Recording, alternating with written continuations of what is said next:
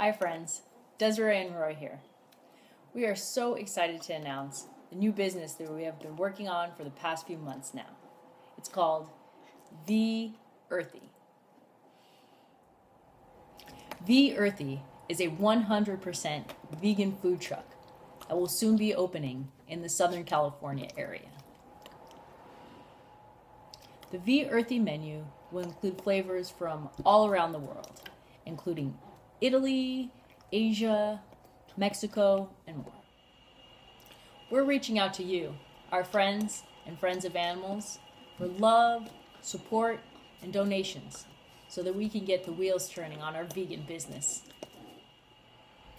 The money raised will be used to pay for our commissary, where we will begin and end each day of work.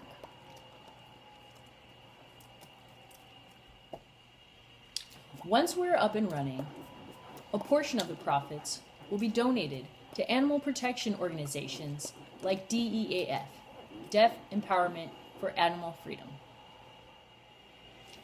We thank you so much for watching and greatly appreciate any donations you are able to contribute.